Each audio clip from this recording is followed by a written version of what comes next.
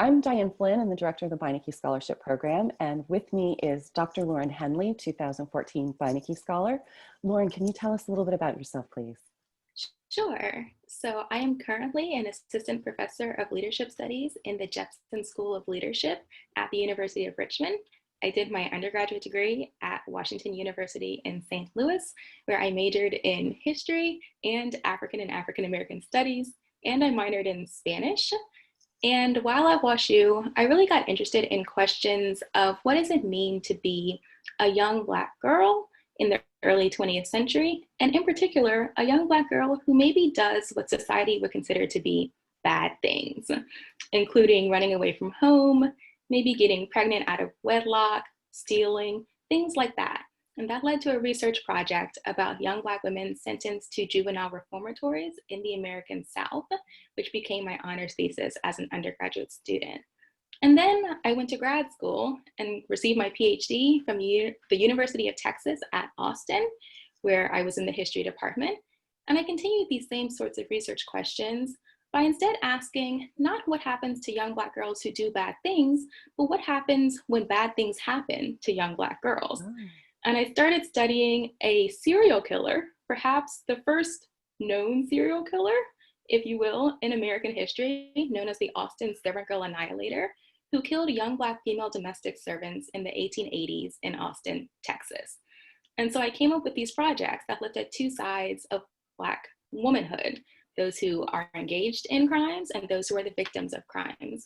And that's continued to be my interest into today. My dissertation was on perhaps the first Black female serial killer in American history. I think that she's probably not, but it's a fun tagline anyway.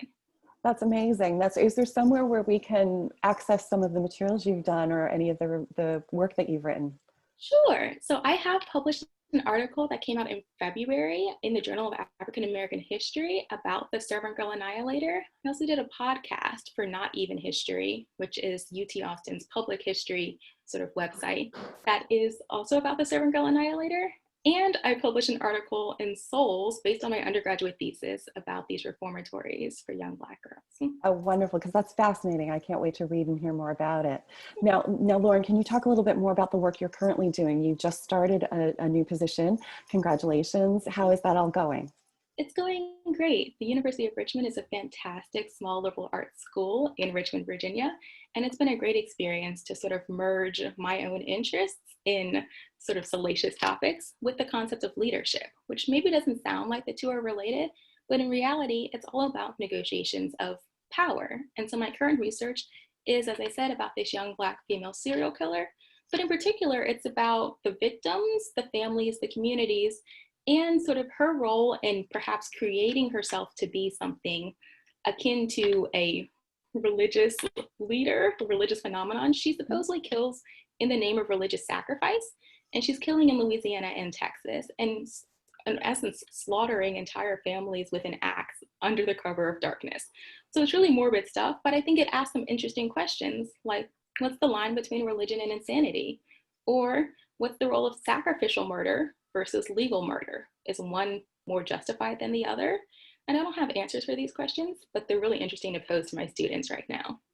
Well, and I love your great example of how quite often with Beinecke scholars, you've got these great questions that you're asking, and they may transition you through different fields, or they may change over time, but there's still a core focus that you have. So this is your career is a great example of this, and I can't wait to see where it goes over the next years as you do more and more research as a professor.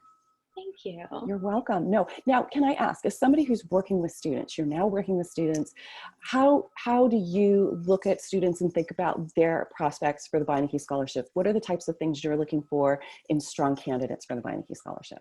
Sure. So I think I'm looking really for two things, and I would kind of narrow them down to the two C's. So one is curiosity, and one is consistency.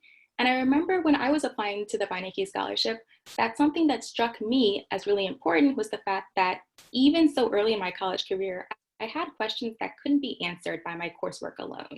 And I look for that in my students today.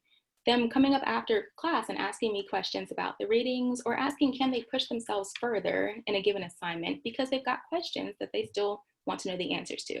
And I think that requires a level of not just genuine curiosity about the love of learning, but also intellectual maturity to know that your professors don't have all the answers, and instead you can start to seek them out for yourself. So it's first that curiosity part and established early in undergrad.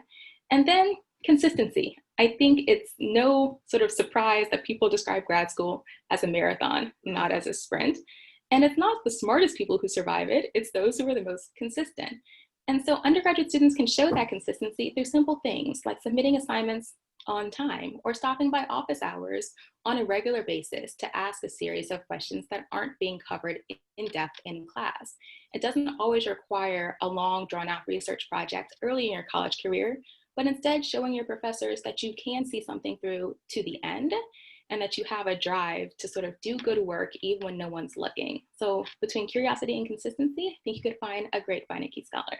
Oh, that's amazing. I love the two C's. Thank you for that. Can I use that? Yes, Thank absolutely. you. No, Lauren, thank you so much. I really appreciate you coming today and joining us and giving your experiences and your background and the wonderful work you're doing and your insights into the Beinecke Scholarship. Thank you. Great, thank you so much.